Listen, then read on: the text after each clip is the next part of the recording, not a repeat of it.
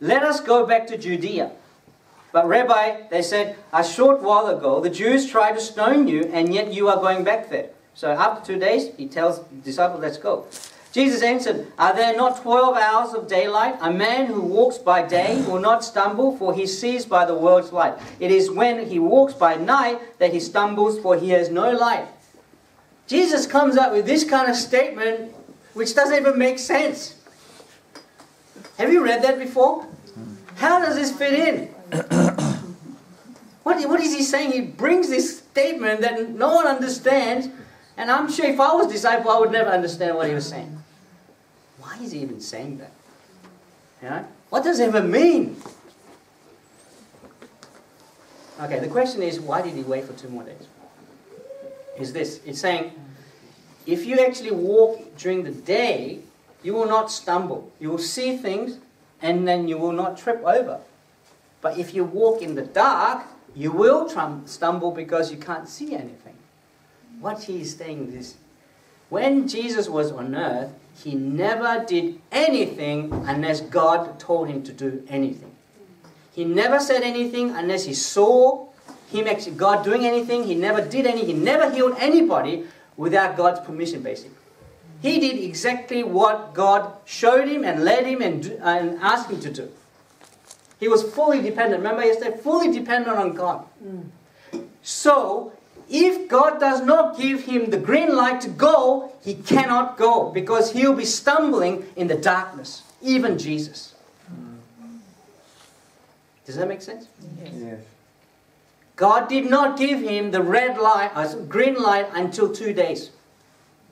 Because the word has to be the prophetic word has to be fulfilled.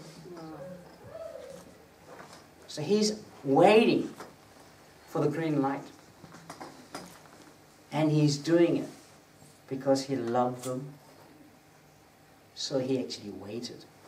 Because when God is glorified, they are most glorified. It's not about fixing things. It is about, you talk about, I'll give glory to God. It's not about fixing. When you get fixed, it doesn't always mean that God's going to be glorified. You have to listen and see like God does to be able to glorify Him. And it's all about God's perspective. The reason why you have intimacy and closeness, proximity to God, is because when you are near Him, you can see things like Him. That's another attribute of intercessor.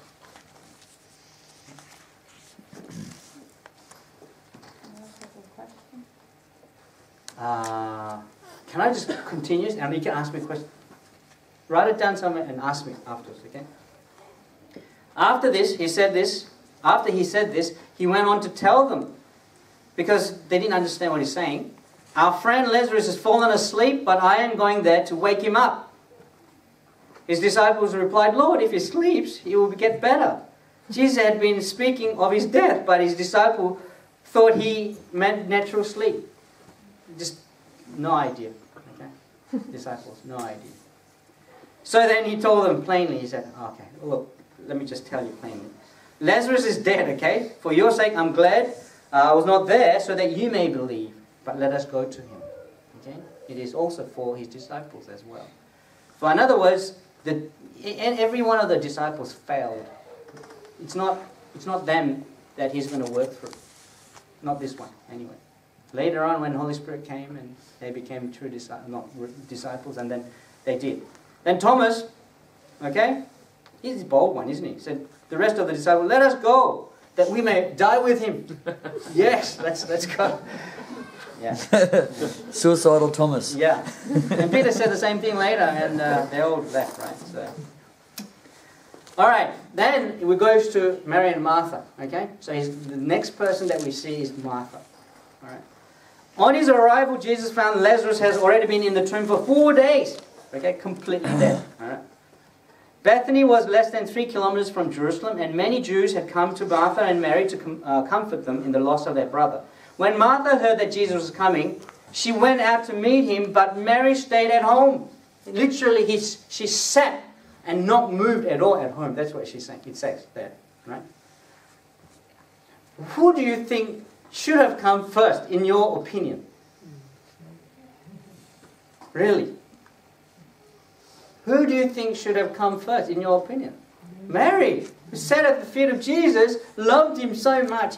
She should have been straight out the door meeting him, yet who is the person who came? Martha. Why? And you'll see later on. I'll tell you.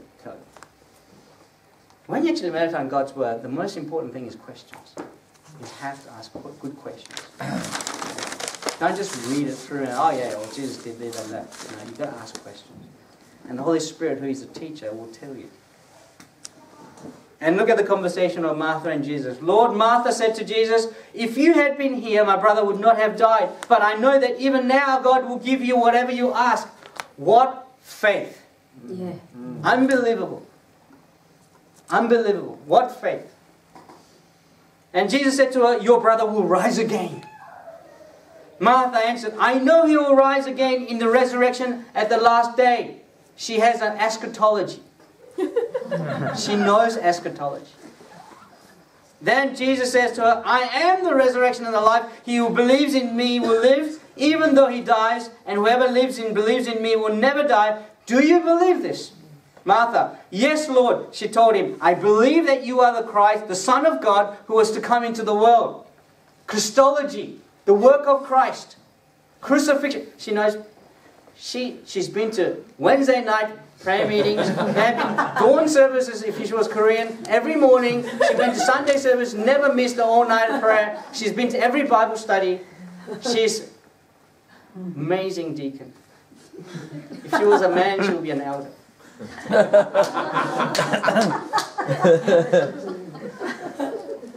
Do you know what the outcome of that conversation is? Go and get your sister. Oh. Did you know that? She's theologically, biblically so sound, so much faith. And the outcome is, go and get your sister. You don't believe me? Read on. It says, after she said this, she went back and called her sister, Mary, aside. The teacher is here. And she said, she's asking for you. It literally, privately. It actually means privately. She goes home, privately tells Mary, she's asking for you. That's pretty disappointing, don't you think? The product of that kind of conversation with Jesus, there's no one in the Bible who had a conversation like this. Even disciples didn't understand all these things. And yet the product of that is go and get your sister. And look at now. Mary comes in, and after she said, okay, and said, verse 29, when Mary heard this, she got up quickly and went to him. Now? Why now? Jesus asked. What does that mean? She deliberately waited. Yes. She knows the only person who can do this is Jesus, and when he is, he says yes. Mary is like Jesus. Unless God gives her the green light, she doesn't go. This is called impartation. Sitting at the feet of Jesus, gazing upon the beauty of him, and there's a fragrance of the knowledge of Christ imparted upon her, and she acts and behaves and lives like Jesus. She's not going to go unless the green light comes. Mm-hmm. And when the green light comes, she takes off. That's Mary. That's the place of contriteness and brokenness does. You get to know Jesus. That's the knowledge of Jesus. Okay. And when Mary heard this, she got up quickly and went to him. Now Jesus had not yet entered the village, but was still at the place where Martha had met him. When Jews who had been with Mary in the house, comforting her, noticed how quickly she got up and went out, they followed her, supposing that she was going to the tomb to mourn there. When Mary reached the place where Jesus was and saw him, she fell at his feet and said, "Lord, if you had been here, my brother would not have died." When Jesus saw her weeping, the Jews who had come along with her also weeping, he was deeply moved in the spirit and troubled. "Where have you laid him?" he asked. She says exactly the same word in Greek as well as in English as Martha did. Lord, if you had been here, my brother would not have died. Exactly the same word, but look at the outcome. It moves God. It moves Jesus. And he says, "Where have you laid him?" What's the difference? What's the difference? Tell me what's the difference. Sorry? Relational. Relational? Martha did have a relationship with Jesus. She moved his heart. Yeah, how? The posture. Look at how Mary comes to Jesus. Yeah. She falls. Falls at the feet of Jesus. She knows who he is. She's not just talking about who he is. Falls. That literally word, that falls down means bow down, means worship. Okay? Falls at the feet of Jesus, the posture. Do you see? It says the same word. And of course, she has been cultivating that posture before by sitting at the feet of Jesus. And she postures, she knows what it means to be being postured and positioned before the Lord. For petition, if you like. It's not the word that moves. It is the heart posture that moves God. And it says, it moves God and says, "Where have you laid him?" You're the one, I'm going to fulfill this prophetic word that I declared. She's not going to die, and I'm going to receive glory through this. He's looking for people like Mary. But it requires for you to spend time at the feet of Jesus.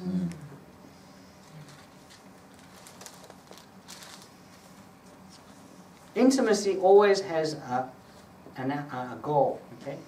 Intimacy in itself, in certain sense, in fellowship with God, that's where you end up. But on this earth, intimacy has a reason. It always leads to intercession. And I have to describe what intercession... Song of Song is about that. First half is intimacy, second half is intercession. Intercession is this. When intercession is not just prayer. Amen. What is the greatest intercession that has ever happened? The cross. The cross. Did Jesus just pray the cross? No. He literally interceded. So when you want to intercede, do you know how you really should pray?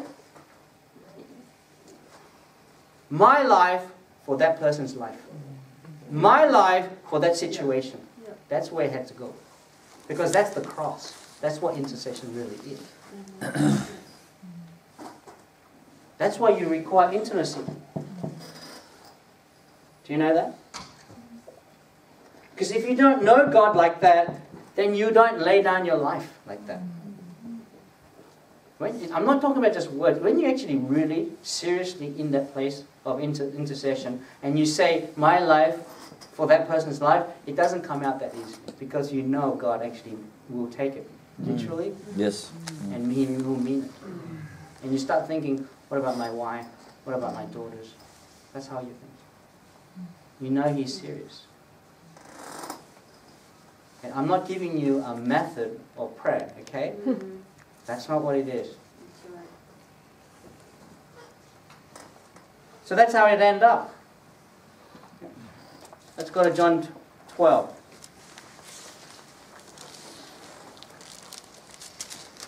"6 days before the Passover, Jesus arrived at Bethany where Lazarus lived, whom Jesus had raised from the dead. Here a dinner was given in Jesus' honor, and Martha served." She's a good person. I would like to have a sister like Martha. Mind you, it's good to go to dinner and get some. Totally. I agree. I am totally agree. Martha served while Lazarus was among those who declined. reclining at the table with him. Then Mary took about half a liter of pure nard, an expensive perfume. She poured it on Jesus' feet and wiped his feet with her hair, and the house was filled with the fragrance of the perfume. Tell me why Mary did that? Yeah, that's a good theological answer, and that's what the Bible says too. But why would Mary do that? Worship. Worship, yeah, but just... Showing she understood. Yeah, but what is a natural thing that you can actually answer from?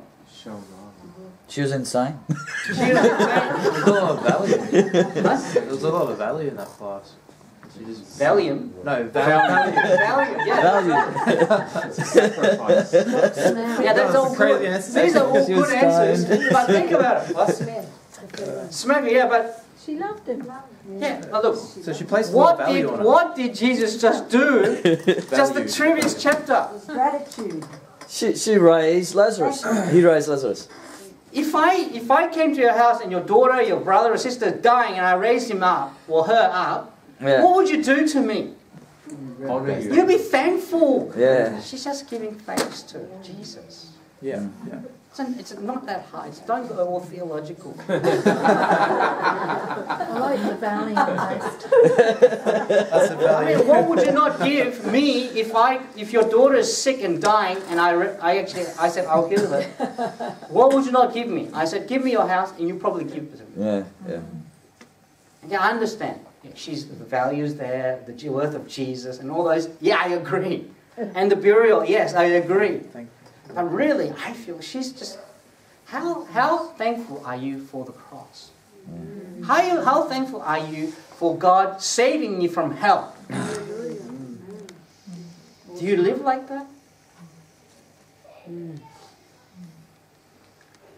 know that you all deserve to go to hell, right? Sure.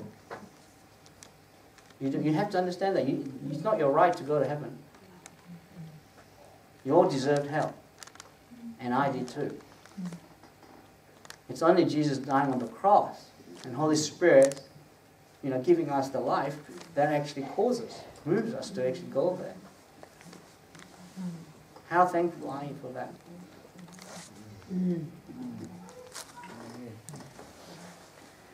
She was very thankful. So, but one of his disciples, Judas Iscariot, who was later to betray him, objected, "Why wasn't this perfume sold and the money given to the poor? It was worth a year's wage." He did not say this because he cared about the poor, but because he was a thief, and so on. And he said, "Leave her alone," Jesus replied. "It was intended that she should save this perfume for the day of burial. Sure, you will always have poor among you, but you will not always have me." There was only a 33 years period of Jesus' life on earth. And there has been no one who worshipped Jesus like that, like Mary did. I thought about this. If Mary put this on eBay for this event, how much would it cost? What would you do to swap your position with Mary? I'll give it everything. Is God worthy to be worshipped like that? Really?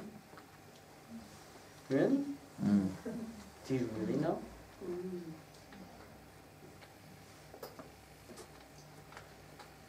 Few things there. Have you noticed that whenever someone actually, Martha telling Mary off and disciples telling Mary off, Jesus doesn't stop them straight away.